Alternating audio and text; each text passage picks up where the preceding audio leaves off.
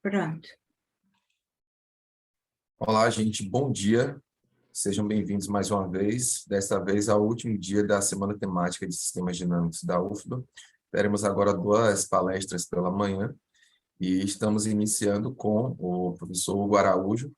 Ele possui graduação em Matemática pela PUC do Rio, mestrado e doutorado em Matemática pelo INPA e atualmente é professor adjunto da Universidade Federal de Ouro Preto. Hugo, seja muito bem-vindo, obrigado por ter aceito o convite. E hoje o Hugo vai nos falar sobre a necessidade positiva de não hiperbolicidade em famílias de automorfismo C2, desdobrando tangências homoclínicas. Hugo, a palavra está contigo. Obrigado pelo convite. Eu queria muito agradecer o convite da UFBA de participar dessa semana temática, né? E também a presença de todos vocês aí nessa sexta-feira de manhã. O título da minha apresentação já foi lido, né? E eu não vou ir direto, né, para o título dessa apresentação. Primeiro eu vou passar um bom tempo motivando o estudo desse tipo de problema e fazendo também uma revisão histórica, né, comparando com o tipo de coisa que foi estudado no contexto real, contexto suave real, em vez de ser no contexto complexo, né? Então, primeiro a gente começa lembrando aqui que diffeomorfismos hiperbólicos são muito bons, né? Eu vou supor que todo mundo na audiência entende bem o que é um diffeomorfismo hiperbólico, né? Mas só para lembrar, eu quero dizer que é basicamente um axioma A, um diffeomorfismo tal que não errante uniformemente hiperbólico, né? E por que esses diffeomorfismos são bons, né? Por alguns motivos, né? Um deles é que quando você usa partições de Markov, você consegue codificar a dinâmica e você consegue construir bem uma teoria ergódica, né, relacionada a eles. E, por outro lado, se você coloca mais algumas hipóteses, né, sobre, por exemplo, não ter ciclo, você consegue encontrar resultados relacionados à estabilidade desse tipo de sistema dinâmico, né? Isso pelo menos no contexto suave e real, né? No contexto complexo, isso é um pouquinho mais complicado. Então, já que eles eram tão bons assim nesse contexto real, uma das primeiras perguntas que foi feita, né, é se eles não eram basicamente todos os diffeomorfismos, né, se eles não formavam um aberto e denso no espaço das dinâmicas, né? E no começo tinha-se uma certa esperança, né, pelo menos dizem para mim que tinha-se uma certa esperança, lá pelos anos 60, né, que a hiperbolicidade fosse uma propriedade densa no espaço de diffeomorfismos de classe CR, de uma variedade M. Só que, rapidamente, isso foi demonstrado como sendo falso, né? Primeiro, teve o resultado do Abraham com Ismail. Eu acho que a data é um pouquinho antes de 70, mas acho que, pelo que encontrei, a publicação foi em 70, que mostrou que a hiperbolicidade não era densa no espaço de dinâmicas de dimensão m maior ou igual que 3 na topologia C1, né? Ou seja, eles encontraram abertos na topologia C1 de dinâmicas em espaços de dimensão 3, nas quais nenhum diffeomorfismo era hiperbólico, né? Já em dimensão 2, o Milhouse, no ano de 70 também, encontrou também regiões abertas no espaço, abertas na topologia C2, no espaço de diffeomorfismos em variedades compactas de dimensão 2, né? Espaço de diffeomorfismos de classe C2 em variedade de dimensão 2. Né? Só uma observação aqui que no caso de dimensão m igual a 1, a gente sabe que os Morses meio são densos, então essa pergunta foi meio sem graça quando a dimensão m é igual a 1. Né? Só faz mais sentido quando a dimensão m é maior ou igual a 2. Então, nessa apresentação de hoje, a gente vai estar mais focado só na situação em que a dimensão m é igual a 2, seja ela real ou complexa. Né? Então, nesse contexto, né, para a gente entender a construção do Engel-House, a gente tem que entender primeiro o que é uma tangência homoclínica. Né? Então, só lembrando que a tangência homoclínica vai ser uma interseção não transversal entre a variedade estável e a variedade instável de um ponto periódico P hiperbólico. Né? Então, aqui eu peguei essa ilustração na internet em algum lugar. Você tem a variedade estável aqui do P e a variedade instável do P, intersectando a variedade estável do P, né? E você nota que essa intersecção é uma tangência, né? Não está cruzando as duas variedades, estão só se tocando, tem a mesma direção tangente aqui, nesse pontozinho que eu não marquei. O interessante é que uma tangência homoclínica, por exemplo, ela já impede a dinâmica de ser hiperbólica, né? Você pode notar que esse pontozinho aqui ele vai estar no não errante. Quando você itera a vizinhança desse ponto aqui para frente, ela vai se aproximar aqui do ponto P, e quando você itera ela para trás, ela também vai se aproximar do ponto P, então esses dois iterados da vizinhança vão se intersectar, e por consequência o ponto Q vai estar no não errante, né? Só que nesse ponto Q, a direção estável e a direção instável coincidem, né? Então, no ponto Q, você não teria aquela decomposição do espaço tangente na parte estável e na parte instável. Então, bacana, né? A tangência homoclínica já impede a dinâmica de ser hiperbólica. Só que, por outro lado, né? Essa não é uma coisa robusta, né? Você pode facilmente destruir uma tangência homoclínica. Basta você fazer uma perturbação local aqui perto do Q que vai estar empurrando o espaço para cima, né? Quando você faz isso, basicamente a variedade instável do P vai ficar no lugar, só que a variedade instável aqui do P vai ser empurrada para cima e essa intersecção vai ser desfeita, né? Se você empurrasse para baixo, por exemplo, você passaria a ter agora duas interseções transversais ao lugar da tangência homoclínica. Então, não dá para você utilizar só uma tangência homoclínica assim solta para você construir dinâmicas robustamente não hiperbólicas. O que você pode fazer, né? Foi o que o Neuhaus fez, foi pensar o seguinte: vamos pensar então que esse ponto hiperbólico P agora ele vai estar associado a uma ferradura, né? Então, aqui está o ponto hiperbólico P e aqui está a ferradura lambda desenhada. Eu roubei esse desenho do Google, inclusive.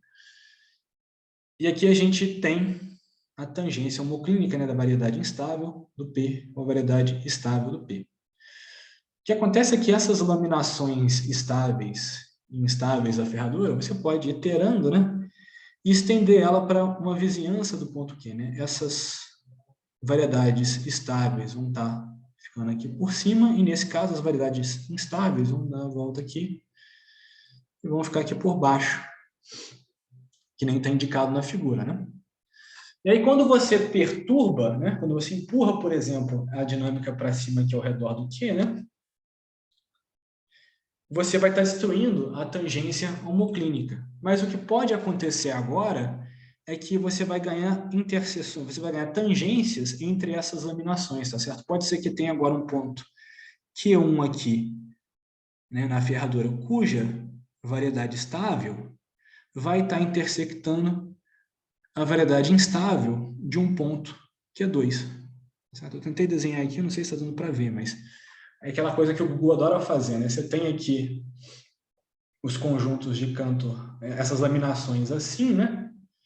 E aí quando você faz a perturbação, dependendo de como você fez a perturbação, é capaz dessas laminações agora começarem a se bater. Isso daqui também vai impedir a dinâmica de ser hiperbólica, tá certo? Então, em suma, né, a construção do Neuhaus, você vai primeiro estender essas laminações estáveis e instáveis para foliações semi-invariantes estáveis e instáveis, né? E perto do ponto Q, você vai conseguir construir, então, uma linha de tangências no qual essas duas foliações têm a mesma inclinação, né? No qual elas são tangentes umas às outras. Então, aqui eu tentei fazer um zoom perto do ponto Q e desenhar essa situação, né? Em rosa, mais grosso, então, está a laminação estável, em rosa mais fino, então, a extensão para uma foliação, né? Em azul mais grosso está a laminação instável, em azul mais fino está a extensão para uma laminação. E você vê que nessa linha preta aqui, essas foliações são tangentes, né? Você vê que as duas folhas estão só se tocando sobre esses pontos. E a grande ideia, né, é que as tangências entre essas duas laminações, né, vão todas acontecer nessas linhas de tangências e elas vão corresponder a interseções entre os conjuntos de Cantor KUG e KSG. Né? O que são esses conjuntos de Cantor? Aqui no caso, o KU vai ser a interseção da laminação estável mesmo com essa linha de tangências. Né? Então, aqui eu marquei em verdinho alguns pontos desse conjunto de Cantor K1 e o conjunto KS vai ser as interseções da laminação instável com essa linha de tangência, né? Quando essas duas coisas tiverem interseção, quer dizer que você tem uma tangência entre essas duas laminações. Então, diante dessa ideia, né, veio a definição de tangências persistentes, né? A gente vai dizer que um diffeomorfismo F tem tangências persistentes, né, quando você tem uma ferradura lambda F associada a esse diffeomorfismo, e para todo diffeomorfismo G suficientemente perto da F, você vai conseguir tangências entre as laminações estáveis e instáveis da continuação dessa ferradura, certo? Então, basicamente, a ideia do Neuhaus, então, é você conseguir interseções persistentes entre aqueles pares de conjuntos de Cantor na linha de tangências que eu comentei mais cedo, né? Daí você vai conseguir diffeomorfismos com tangências persistentes, e esses diffeomorfismos com tangências persistentes vão pertencer a regiões abertas do espaço dinâmicas, em qual todas as dinâmicas vão ser não hiperbólicas, certo? Então a ideia do Neuhaus mesmo vai ser buscar maneiras de garantir que esse par de conjuntos de Cantor aqui tem interseções persistentes. A construção do Neuhaus em si, né, é baseada em você pegar ferraduras muito espessas. Essas ferraduras muito espessas vão gerar para você pares de conjuntos de Cantor muito espessos, e aí você vai ter interseções persistentes entre esses conjuntos de Cantor, e assim você vai conseguir construir as suas dinâmicas robustamente não hiperbólicas nesse caso, né? Bem, eu não vou explicar muito esse conceito de espessura do Neuhaus, porque é uma coisa que demora um pouquinho para explicar, eu tenho muita coisa para falar aqui hoje ainda, mas eu peguei essa figura diretamente do artigo do Neuhaus, né, que ele fez a primeira construção dele de abertos com tangências persistentes, né?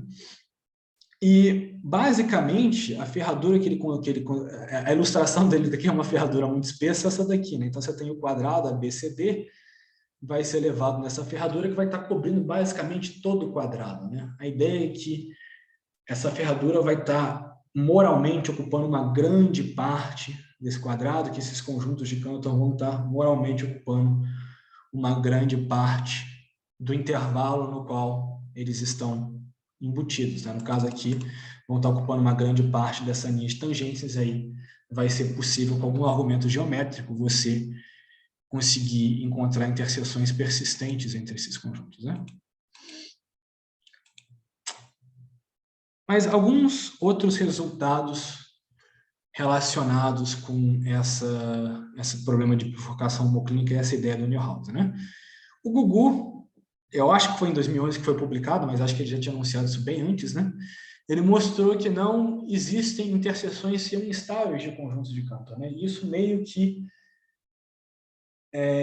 derruba qualquer esperança que alguém tivesse de ser capaz de fazer a construção do Neuhaus na topologia C1, tá certo? Na verdade, a construção dele mesmo em si só funcionava na topologia C2, porque esse conceito de espessura só vai ser contínuo na topologia C2, mas talvez com algum outro truque você conseguiria interseções persistentes entre conjuntos de Cantor na topologia C1, mas isso ele mostrou que não é possível.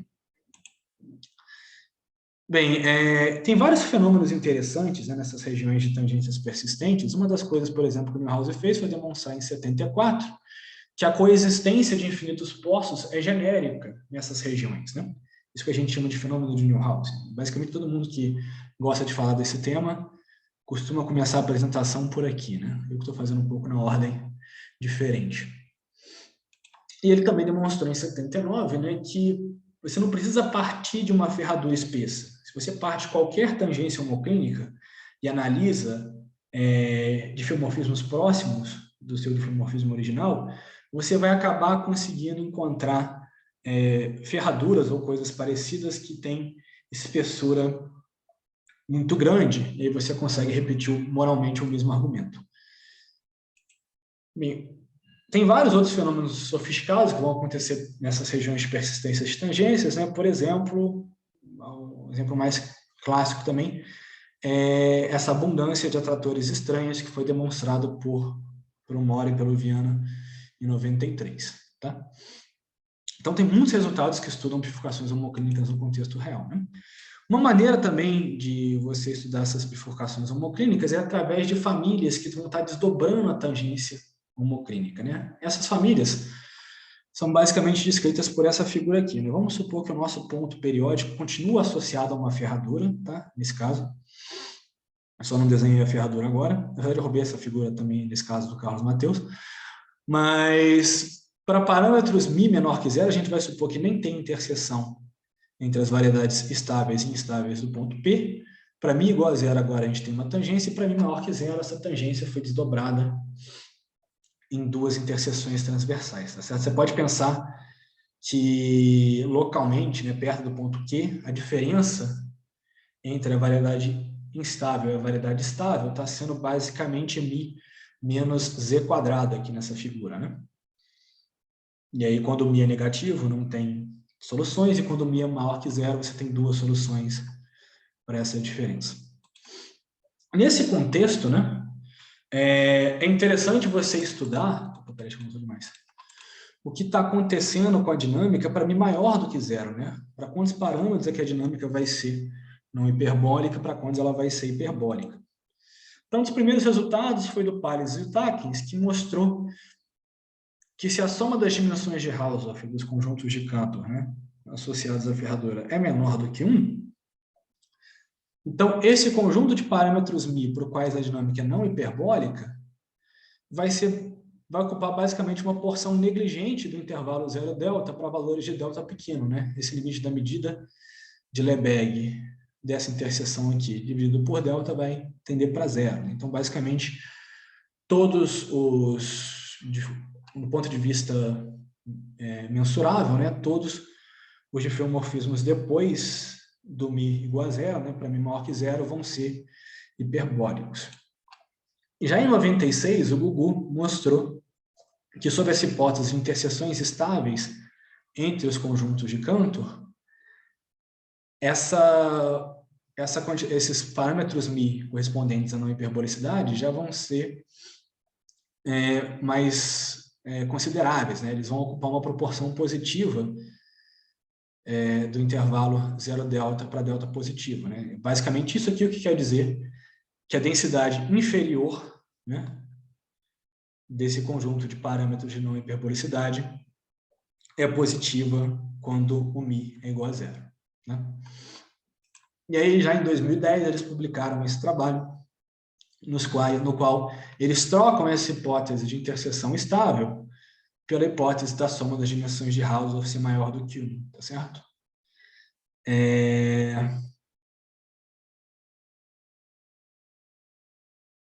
Então, a gente, no final, conseguiu uma dicotomia, né? Quando a soma das dimensões de Hausdorff é menor do que 1, a densidade de não hiperbolicidade no parâmetro μ igual a zero vai ser igual a zero, e quando a soma das dimensões de Hausdorff é maior que 1, essa densidade vai ser maior do que zero.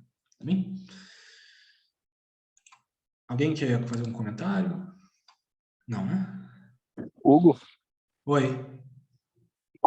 no caso, quando dá 1, você pode acontecer os dois tipos de fenômeno? Eu não sei dizer. Eu vou ficar te devendo a resposta. Acho que não tem nenhum resultado específico quando é igual a 1. Pelo menos eu não conheço. Tá?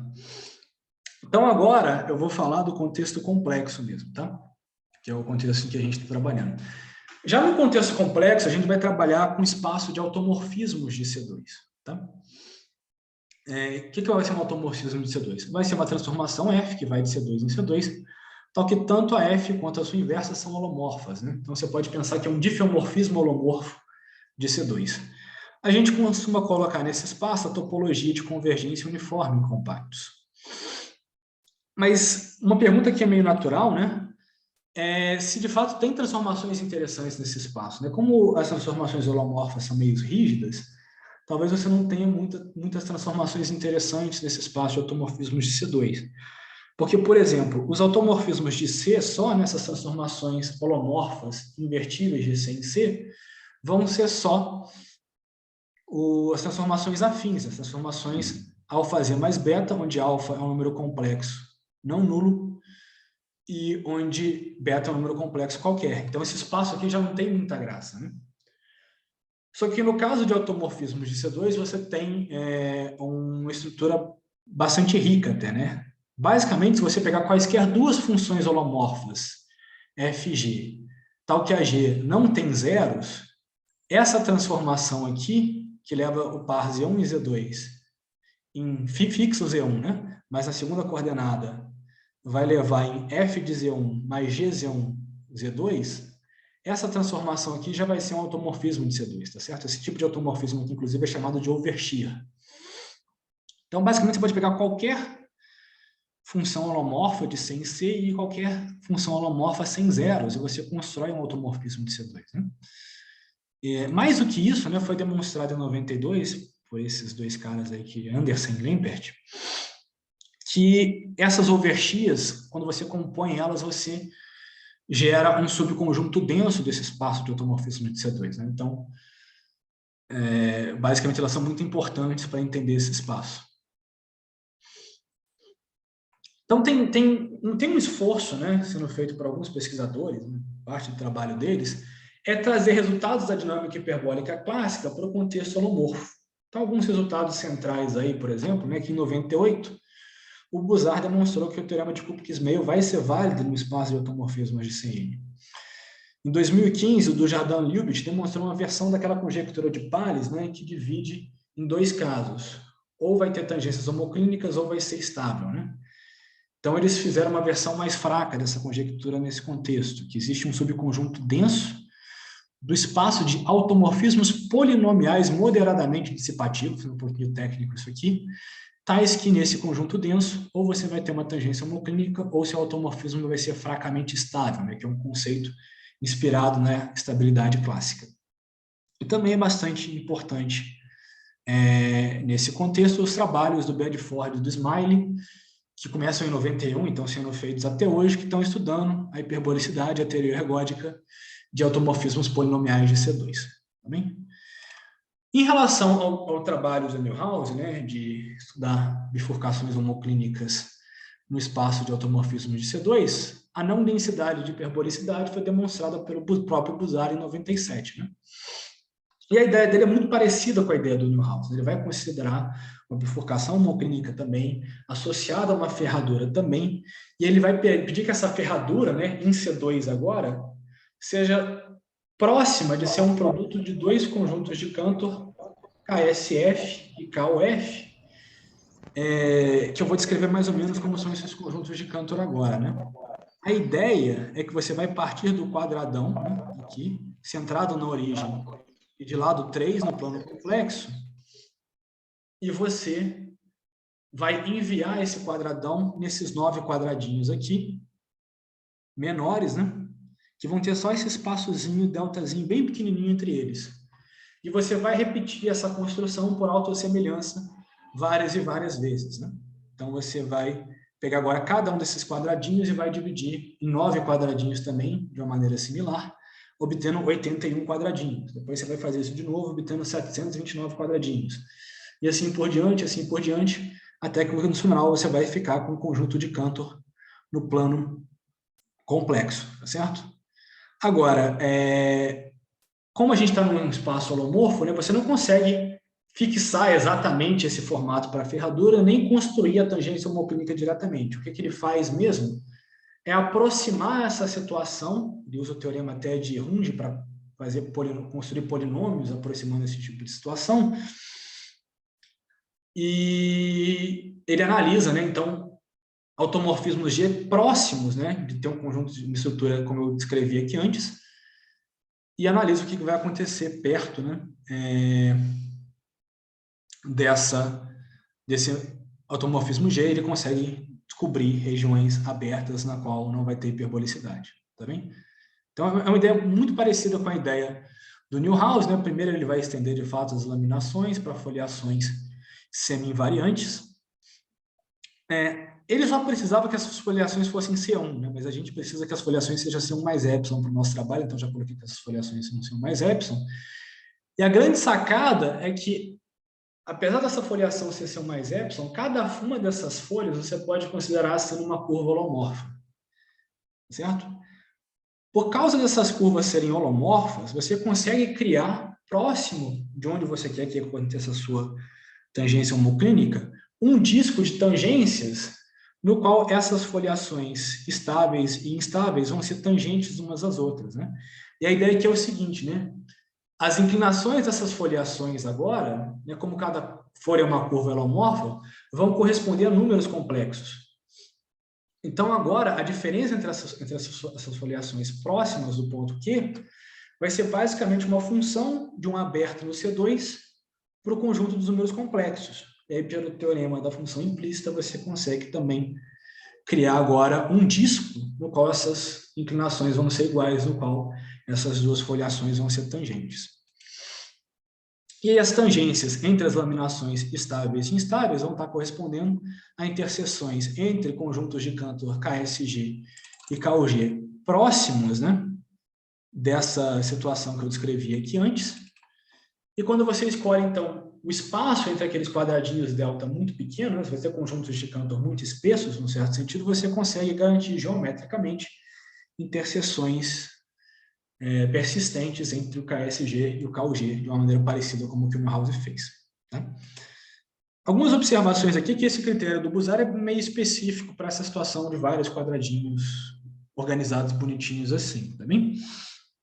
E assim como no caso real, você também vai encontrar o fenômeno de Neuhaus nessa coexistência de infinitos postos, nessas regiões de persistências de tangências que o Neuhaus construiu. E uma observação também interessante, né, que o critério utilizado pelo Neuhaus mesmo, né, para garantir interseções persistentes entre conjuntos de Cantor, pode ser estendido para alguns sistemas inteirados de funções holomorfos. Isso foi feito por um aluno do Dujardin em 2020. Só que tem vários resultados ainda ligados a bifurcações homoclínicas e interseções estáveis de conjuntos de Cantor, nesse contexto, que ainda não foram estendidos para o contexto complexo. Tá bem? E aí, tendo em vista essa situação, né, eu, o Alex Amudi, que é um professor da PUC, que também foi aluno do Gugu, a gente tem buscado tentar entender esses conjuntos de Cantor que aparecem nessas bifurcações homoclínicas, para tentar entender as bifurcações homoclínicas em si e a dinâmica perto dessas bifurcações. O primeiro passo nessa trajetória da gente, né, pelo menos do meu ponto de vista, foi definir essa noção de conjunto de Cantor conforme, né? O que vai ser o conjunto de Cantor conforme? Não vai ser exatamente um conjunto de Cantor holomorfo, não. A definição é um pouquinho técnica, então aqui eu trouxe uma ilustração de um exemplo de um conjunto de Cantor conforme. Tá? O ponto de partida da gente vai ser essas duas peças, G0 e G1, que são regiões no plano complexo, ou são regiões no R2. É mais fácil pensar, por enquanto, que são só regiões no R2. Bem? Para definir o nosso conjunto de Cantor, a gente vai utilizar uma função G de classe Cm, né, para algum m maior que 1, e essa G vai ser expansora. A gente vai pedir que essa G vai levar essa peça G0 numa região que vai cobrir ambas as peças, e a mesma coisa para a peça G1, vai levar numa região que vai cobrir ambas as peças. Nessa situação, você consegue, então, definir um conjunto de Cantor K como sendo o conjunto de todos os pontos cujas trajetórias pelo mapa G nunca vão sair da união dessas peças G0 e G1 aqui. Tá bem? Só que isso daqui não é um conjunto de Cantor conforme ainda. A gente vai dizer que esse conjunto de Cantor K é conforme quando, para qualquer ponto x, né, nesse conjunto K, a derivada da função G no ponto x vai ser uma matriz 2x2 conforme. O que eu quero dizer por uma matriz conforme? Quer dizer, uma matriz que preserva ângulos, tá certo? Essa matriz 2x2, portanto, ela vai estar correspondendo a uma multiplicação por um número complexo, tá bem? Então, a gente coloca essa hipótese, no final das contas, para a gente conseguir ter um certo controle sobre o que está acontecendo geometricamente nessa situação. Isso é importante para a gente ter esse controle sobre os ângulos, o que está acontecendo com os ângulos. Tá? A definição geral vai envolver, né, mais peças, em vez de ser só peças G0 e G1, eu vou ver várias peças Gθ0, Gθ1 até Gθn, E o que a gente vai pedir é que essa dinâmica induzida no espaço de símbolos, então você tem aqui um subshift, e a regra de transição desse subshift, né, você consegue do AI para o AI mais 1 quando existe algum ponto que está na peça GAI, e quando você aplica o mapa G, ele vai parar na peça GAI mais 1, tá certo? Então, esse aqui vai ser o subshift que a gente vai estar considerando, e a condição técnica que a gente pede é que esse subshift seja topologicamente mixing, para que você tenha basicamente só um conjunto de Cantor, não vários conjuntos de Cantor separados, num certo sentido, tá? O que vai ser importante para a gente é considerar, né, se você tem esse A aqui sendo uma trajetória, vai da peça 0 para a peça 1 para a peça AN, vai ser importante considerar esses conjuntos de A, que vão ser basicamente correspondentes aos pontos cuja trajetória vai da peça 0, quer dizer, parte da peça 0 vai para a peça 1, e assim por diante até a peça AN. A gente vai considerar também esse F de A como sendo o ramo inverso correspondente, né? Deixa eu tentar desenhar aqui na figura o que eu estou querendo dizer por essa situação. Vou ver se eu consigo fazer o desenho aqui por cima, né? Então, aqui você tem a peça G0 e a peça G1. Essa peça G0, você vai conseguir quebrar em duas partes, né? Essa parte aqui, a gente pode supor que vai ser a G00, né? Eu quero dizer que você começou no G0, depois que você aplicou a transformação G, você continuou no G0. E essa daqui seria a G01, que depois de um iterado vai parar no G1. Tá? E aí você pode ir repetindo essa coisa, né? Por exemplo, aqui dentro da G00, você vai ter... Deixa eu pegar outra cor aqui agora, vou pegar o rosinha. Dentro da G00, você vai ter um outro pedacinho, que vai ser, mais para cá, vai ser o G000, e aqui um outro pedacinho que vai ser o G001, tá certo? Que vai ficar zero, começar no 0, depois vai para a própria G0, e depois vai parar na G1, né? Essa daqui, pelo mapa G, vai ser levado, na verdade, nesse pedaço aqui. Tá bem? Esses ramos inversos, aquelas FAs que eu coloquei, são basicamente as funções que estão levando aqui a peça G0, né? Nessa peça menorzinha aqui que eu acabei de colorir. Tá bem? Essas peças G_A, né, que eu desenhei aqui, vão estar basicamente representando aproximações de partezinhas pequenas do conjunto de Cantor, né? E vai ser importante para a gente, no futuro, entender como é que é a geometria dessas peçazinhas para que a gente consiga construir interseções persistentes entre os conjuntos de Cantor. Por que a gente considerou esses conjuntos de Cantor conformes, né?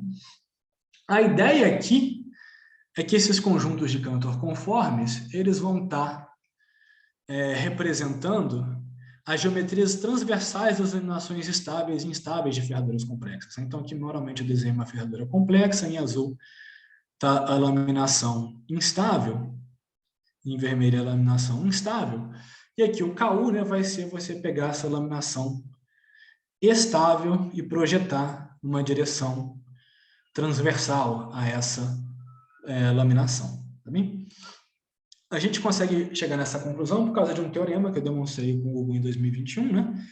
Se você tem uma ferradura lambda de um automorfismo H e um ponto periódico P nessa ferradura, então você consegue encontrar um aberto pequeno V dentro da variedade instável do P, de maneira que a interseção da ferradura com esse abertozinho V dentro da variedade instável do P vai ser um conjunto de Cantor conforme KU, né? A menos de uma parametrização desse aberto V. Eu vou tentar passar rapidinho aqui pela ideia da prova, né? Como é que a gente mostrou que tem essa estrutura. A primeira coisa é observar que as funções GU e GS, né, que vão estar definindo os conjuntos de Cantor K1 e KS nessa situação, vão ser construídas da maneira clássica, né, que a gente faz no contexto real, e vai envolver iterados da dinâmica H, junto com projeções ao longo das foliações estáveis e instáveis, né, projeções entre seções transversais a estas foliações. Então, por causa dessas projeções, né, ao longo das foliações, esses mapas G1 e GS vão ser C1 mais epsilon, porque essas foliações são só C1 mais epsilon em geral. Apesar das folhas serem holomorfas, as foliações são só C1 mais epsilon. Agora, essa coisa da derivada ser conforme sobre o conjunto de Cantor-K vem desse lema aqui, né? Se você pega um ponto X periódico na ferradura e duas seções N1 e N2 transversais, a variedade instável desse ponto periódico nos pontos Q1 e Q2, se você tiver também, né, que os espaços tangentes da N1 no Q1 e da N2 no Q2 forem linhas complexas de C2, então a projeção que vai levar N1 e N2 ao longo da foliação instável vai ser uma transformação C1 mais epsilon conforme no Q1. Certo? Esse é um lema meio técnico que a gente demonstrou. E a ideia, né, desse lema é mais ou menos a seguinte. Então, aqui está a situação ilustrada. Na esquerda está a seção N1, na direita está a seção N2. Aqui, em azul no meio, está a variedade instável do ponto X, né, intersectando nos pontos Q1 e Q2. Em azul estão as foliações instáveis, né? A ideia é que, como H é um biolomorfismo, você iterar por H não vai estar interferindo, né, se a sua projeção vai ser holomorfa no ponto, vai ser, desculpa, conforme no ponto Q1 ou não. Então você itera por H menos N, para um N bem grande, e aí essa situação vai virar, essas duas seções transversais vão virar seções transversais quase paralelas, muito pertinho à foliação instável, né? E aí, nessa situação aqui, a projeção ao longo da foliação instável vai ser basicamente uma coisa muito perto da identidade. Tá certo? Então, o que você faz, em vez de você projetar diretamente aqui ao longo da foliação instável, primeiro você itera por H menos N, faz a projeção aqui, e depois você volta iterando por HN, e isso vai corresponder à projeção aqui nessa figura à esquerda por causa da semi-invariância da foliação. E aí, como essa projeção aqui, né, era basicamente conforme esses pontos em verdinhos, quando você itera por H-N e depois por HN, você você vai obter que essa projeção aqui vai ser muito perto de conforme entre Q1 e Q2, e a única coisa que resta fazer, então, é fazer o N tender para mais infinito, que aí essa projeção vai ser conforme aqui na situação original. Tá?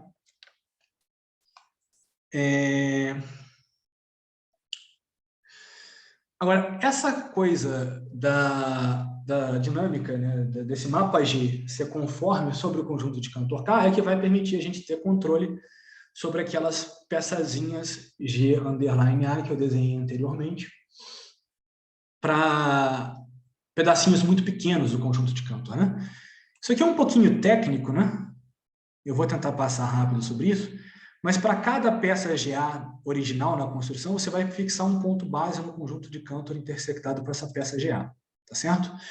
Então, se você tiver agora uma sequência, né, infinita para trás de símbolos, você pode truncar essa sequência até o iterado n, né? Você vai truncar essa sequência aqui no θ menos n, obtendo esse θn.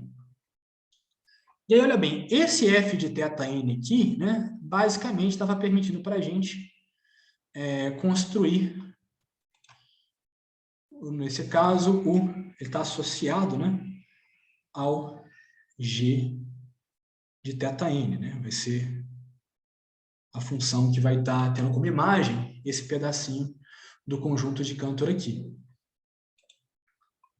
Então, para entender essa f de θn, o que a gente vai fazer é compor essa f de θn por uma transformação afim, que vai estar basicamente expandindo, né? Vai estar dando tipo um zoom nessa f de θn, de maneira agora que essa composição vai levar o ponto base no zero, e a derivada dessa composição no ponto base vai ser a identidade, tá certo? Então, basicamente, o que a gente está fazendo aqui é correspondente a você pegar aquela peçazinha pequena g θn e ampliar ela para uma escala fixa, tá bom? O que a gente demonstra, esse lema de geometrias limite, né, é que para cada sequência para trás θ, né, essa sequência dos kθn, essa sequência do formato dessas G θn vai convergir na topologia CM para um mergulho cateto, né? Vai convergir para uma geometria fixa.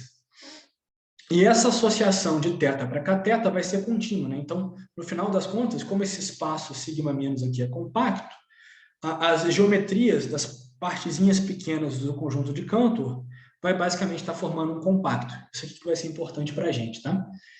E só um detalhe aqui, né? Por que a gente queria que a ADG fosse conforme? Porque se não fosse conforme, essas peçazinhas de θn poderiam ficar muito esticadas, e aí você não ia ter esse tipo de convergência.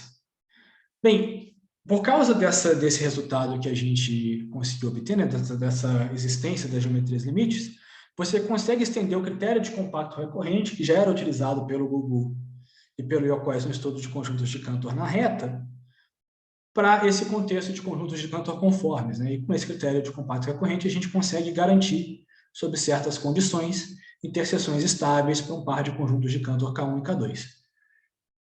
Recentemente, né, o Alex Amúdio e o Gugu, a gente utilizou esse critério de compacto recorrente, junto com o lema de recorrência por escalas que eles tinham construído, para demonstrar que vai existir que vai demonstrar aquele resultado, né? Que se a soma das dimensões de Hausdorff for maior do que 2, então, tipicamente, o par de conjuntos de Cantor K e K' vai ter interseção estável a menos de uma translação no segundo conjunto de Cantor, né? Basicamente, a extensão daquele resultado do Gugu com Yokois para esse contexto complexo. Eu não vou falar desse resultado, que ele é bem difícil, tá? O que eu vou tentar terminar a minha apresentação de hoje vai ser comentando sobre bifurcações homoclínicas, né, nesse espaço de automorfismos de C2. Então, lembra daquela figura que eu coloquei lá atrás, de uma família desdobrando uma tangência homoclínica no contexto real, né? No contexto de automorfismo de C2, a gente vai dizer que uma família CM de automorfismos HMI vai desdobrar a tangência homoclínica, né? Quando, para o H0, você vai ter um ponto fixo do tipo cela, numa ferradura, e vai ter uma tangência homoclínica associada a esse ponto P, né? Entre a validade estável do P e instável do P. A gente vai pedir também que essa tangência seja quadrática e que essa tangência seja desdobrada com velocidade não singular, tá? É um pouquinho técnico o que eu quero dizer com isso, mas você pode pensar, né, que perto de Q, do ponto em que estava acontecendo a tangência homoclínica para o H0, a variedade instável da continuação do P e a estável da continuação do P vão ser moralmente o gráfico de duas funções, né? Aqui eu troquei a ordem, F1mi e Fsmi, tais que, né, essas funções para o mi igual a zero vão ter o mesmo valor no zero, é a mesma derivada no zero, né? Isso aqui quer dizer que o que é um ponto de tangência. E as segundas derivadas vão ser diferentes, né? Quer dizer que a tangência é quadrática. Aquela parte da tangência se desdobrar com uma velocidade não singular, você pode traduzir por essa equação aqui, né? Que a derivada da F0... Aqui faltou um mi aqui embaixo. Da Fsmi no zero menos a F1mi no zero em relação a mi, quando você avalia essa derivada no mi igual a zero, vai ser uma matriz 2×2 invertível, tá? Nessas condições aqui, você já consegue demonstrar, por exemplo, isso até a Gavosso já tinha feito lá em 98, que para valores de mi diferentes de zero, aquela tangência homoclínica no Q vai estar virando duas interseções transversais entre o WSP e o WUP, né? É que aqui nesse caso, você pode pensar que a diferença entre essas funções Fs e Fu vai ser moralmente igual, né? Menos de uma troca de coordenadas, a mi menos z quadrado, né? E mi menos z quadrado sempre vai ter duas raízes, né? No plano complexo. Não era o caso na situação real, então seria de uma situação de não ter raízes para ter duas raízes, mas no plano complexo você sempre vai ter duas raízes. Então, eu vou explicar aqui rapidinho qual que é o resultado que a gente provou, né? A gente vai dizer que um conjunto de parâmetros x no disco tem densidade inferior positiva em mi igual a zero, quando esse lim_inf, né, é maior que zero, né? Quando a proporção que essa x está ocupando no disco de raio D, né, do ponto de vista da medida de Lebesgue, vai ser positiva. E vamos supor agora, então, que K0U e K0S são os conjuntos de Cantor associados à ferradura no ponto P, naquele ponto P0 que dava origem à tangência homoclínica no começo, tá? Se esse ponto P pertence a uma peça GAS no conjunto de Cantor K0S e ele pertence a uma peça GAU no conjunto de Cantor Kθu, a gente vai considerar essas sequências infinitas indo para trás aqui, θu e θs. O teorema que a gente demonstrou nesse contexto, né, é que existe um certo zeta complexo não nulo, tal que quando esse conjunto de Cantor aqui, Kθu, né, aplicado no K0U, tem uma interseção estável com esse outro conjunto de Cantor aqui, para algum valor de nu complexo, então, o conjunto de parâmetros μ para os quais o automorfismo HM tem tangências persistentes, vai ter densidade inferior positiva em μ igual a zero. Tá? Aqui só uma observação que essa hipótese ela pode ser melhorada quando você sabe que esses autovalores λ0U e λ0S do DH0P satisfazem certas condições genéricas. Né? Se eles satisfazem certas condições genéricas, então essa hipótese do teorema, você pode mudar essas três primeiras linhas para se existe interseção estável entre esse par de conjuntos de Cantor aqui para algum zeta complexo não nulo e algum no complexo, então a mesma conclusão sobre o conjunto de parâmetros de persistência de tangências vai ser válida também. Tá? Quanto tempo ainda tem? Está acabando já o meu tempo, né?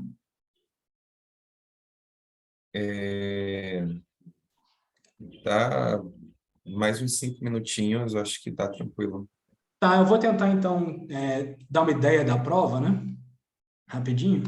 Então, a ideia da prova desse resultado é você considerar primeiro HS-Mi e HO-Mi vai ser a projeção desses conjuntos de Cantor para o disco de tangências que o Puzar já garantia que existia. Tá? Se esse par de conjuntos de Cantor aqui tiver interseções estáveis, então, você consegue concluir que o parâmetro μ pertence ao conjunto de tangências persistentes. Né? Então, a ideia agora da gente vai ser buscar parâmetros μ tais que a gente consiga garantir interseções estáveis entre esse par de conjuntos de Cantor aqui.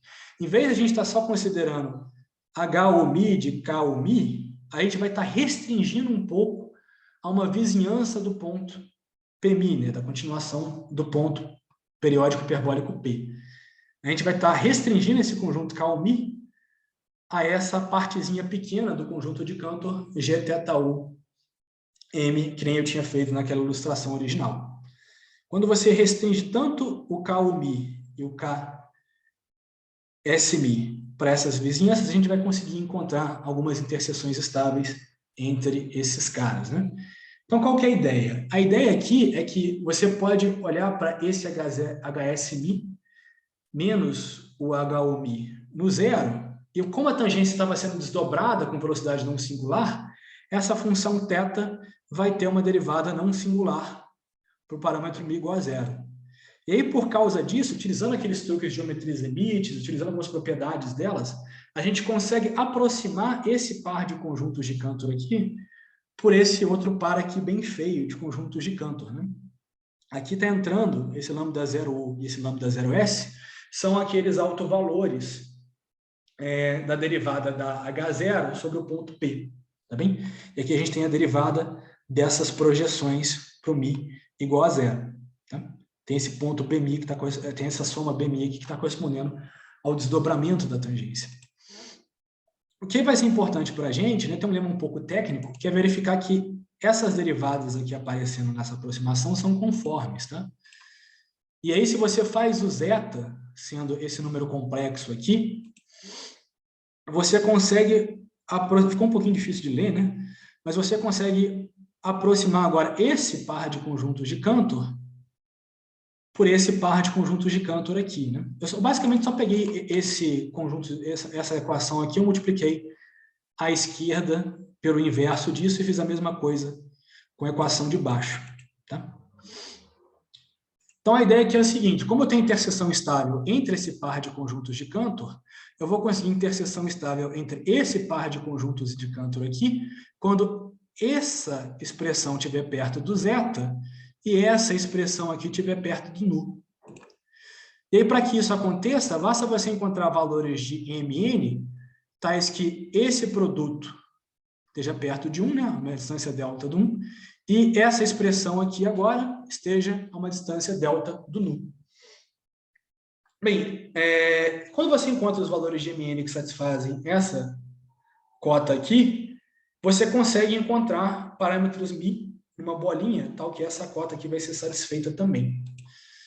E a ideia é um lema um pouquinho técnico de novo, né? É demonstrar que para quaisquer escolhas dos autovalores, né? Estável e instável, no ponto P, você vai conseguir construir sequências quase periódicas de inteiros positivos, tais que a primeira condição é satisfeita. Sendo essa condição satisfeita, você pode pegar o μ agora nessa bola RIZI, né?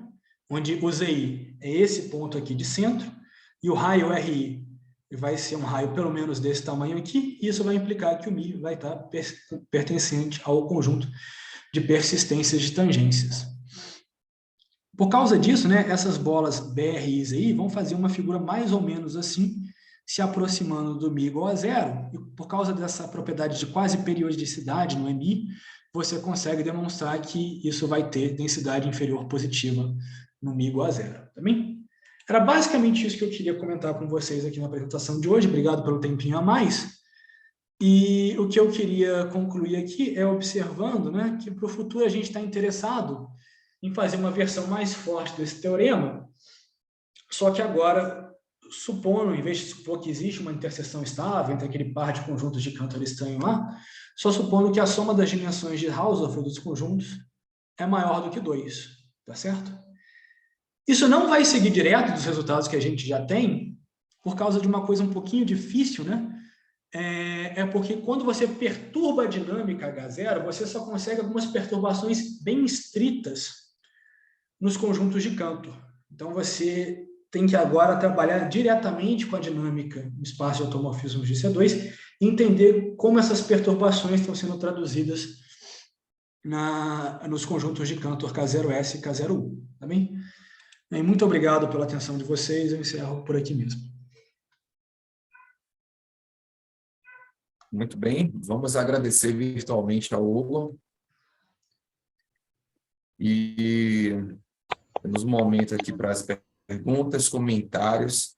Quem tiver algo para perguntar aí, por gentileza, se manifeste, pode ser pelo chat, ou pode ser também pelo microfone. Vocês estão ouvindo?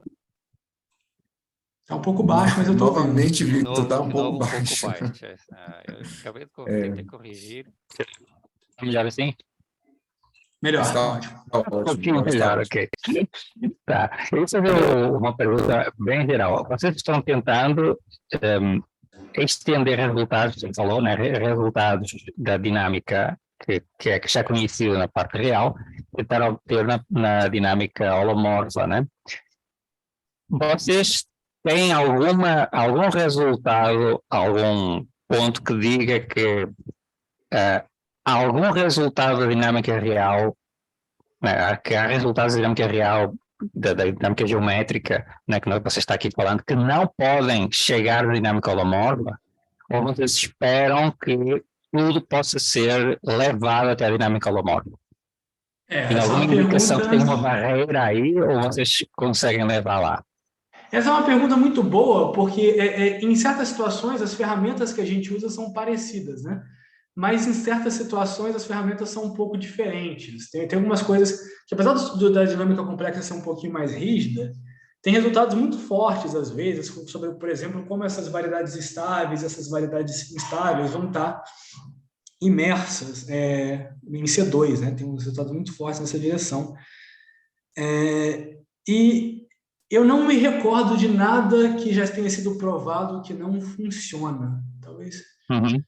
Ok. Então não há nenhum resultado, entretanto, que mostre uma barreira, né? Por enquanto vocês não têm isso.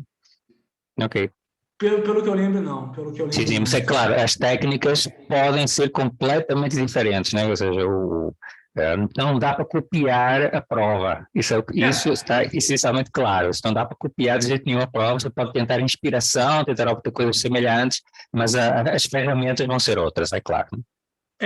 Nesse contexto aqui até é bastante parecido ainda, né? Mas Sim, a parte geométrica, as motivações são bastante semelhantes, sim. Mas no caso, em outras situações tem que usar umas ferramentas bem diferentes. Mas o que acontece muito frequentemente é que você tem que restringir a um contexto mais específico. Então, não sei se no contexto mais geral tudo funcionaria, mas muitos resultados nessa área são feitos em automorfismos polinomiais, né? Sim. Porque tem uma boa estrutura nesse espaço de automorfismos polinomiais. É que nem Tem aquela mais coisa ferramentas, digamos, né? Isso também. É que nem aquela coisa que na primeira palestra, quem foi que deu a primeira palestra mesmo? Era o Carlos. Foi Primeira o palestra. Carlos Siqueira. Carlos Siqueira, isso, tá certo. Isso, que era assim. Que ele comentou, então, por que a gente trabalhava com polinômios para estudar aqueles conjuntos de Juliá, né? E ele falou que era basicamente você teria uma bacia de atração no infinito. Quando você trabalha com automorfismos polinomiais de C2, você tem umas estruturas parecidas também que facilitam bastante a gente a chegar em certas conclusões. Tem uma coisa parecida também, né? Então, por enquanto, eu não sei de nada que tenha de diferente entre esses dois universos, só que as ferramentas podem ser bastante diferentes. Só tem essa coisa que, às vezes, a gente só sabe trabalhar com uma restrição do espaço todo, só com essa situação de automorfismos polinomiais mesmo. Eu vejo que você enuncia muita coisa em C2, né? Bom, talvez depois tenha generalizações para CK, né? Mas isso foi nós trabalhamos normalmente a parte geral, nós trabalhamos com variedades. Muitas vezes não ficamos no R2, ficamos numa superfície ou em variedades, na verdade compactas, muitas vezes. No contexto holomorfo, claro que também existe semelhante, né? Da superfície de Riemann ou Riemann de superfície que tem uma estrutura holomorfa. Isso se generaliza para esse caso ou tem alguma coisa que prende vocês no C2? Eu acho que tem alguma coisa que prende quando você começa a restringir para espaços compactos, por exemplo, porque tem uma certa diferença, né, entre espaços compactos holomorfos e o C2 mesmo, né? Então, eu acho que tem algumas coisas que acabam fazendo com que você tenha, pelo menos em certas situações, você tenha menos dinâmicas. Eu não tenho certeza disso, não, que eu estou chutando. Você tem uma rigidez um pouco maior, talvez, né? Quando Uma você olha rigidez para um o pouco mapa. maior. Eu acho que tem algumas coisas assim. Mas tem resultados, por exemplo, no espaço projetivo complexo de dimensão K. Isso o pessoal estuda bastante também. Só que tem aquelas coisas que eu acho que se for holomorfo, vira um polinômio, tem umas coisas assim que acontecem. Isso, tem estruturas mais rígidas, assim, e ajuda em alguns casos, certo? Tem essa diferença. Mas tem alguns resultados, em geral, são feitos nos espaços projetivos complexos. O pessoal trabalha muito com isso. Tá, obrigado. De nada.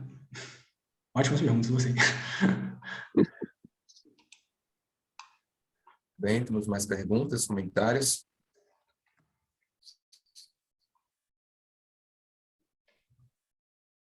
Tem uma coisa que eu queria comentar, que eu esqueci de mencionar no texto, né? Tá.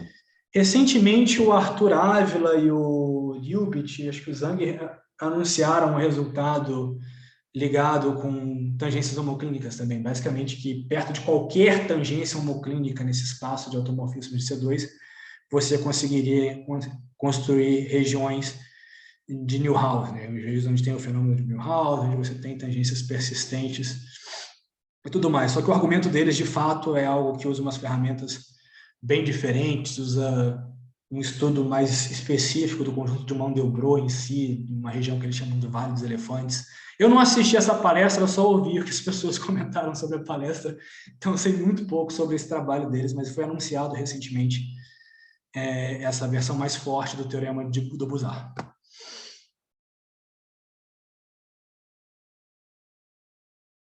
Ok.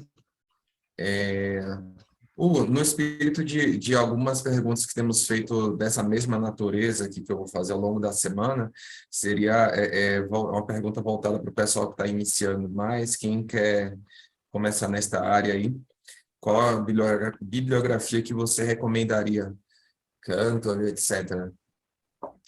Eu recomendo você começar primeiro, né? Se você quiser entender de dinâmica complexa, primeiro você tem que entender um pouco da dinâmica complexa em dimensão 1, né? Então, eu acho que o Carlos Siqueira deve ter dado uma boa bibliografia. Aquela coisa do Milner, o Milner que escreveu aquele negócio? Ele deu 2 bons livros, eu lembro que ele deu 2 bons livros, agora eu estou na dúvida. Sim, sim. Se foi o Milner. Nessa parte de conjuntos de Cantor, né? O melhor livro mesmo, a melhor coisa mesmo para você entender isso, para mim, o mais introdutório, no certo sentido, é o trabalho, aquele livro do Pallis com o Tatins, que eu esqueci o nome inteiro agora, o nome um pouco complicado. Ele está aqui perto. Hyperbolicity e Sensitive Chaotic Dynamics at Homoclinic Bifurcations, né? Aquele livro do Pallis com o Tatins, da série de Cambridge, né? Que explica bastante coisa sobre esse contexto de bifurcação homoclínica, né? E daí em diante, seria bom você dando umas olhadas nos artigos que eu mencionei ao longo desse texto, que eles são bem importantes na teoria também, para você entender mais ou menos o panorama geral. Mas eu diria começar pelo que o Carlos Siqueira falou e pelo livro do Pallis Tatins. Vamos começar.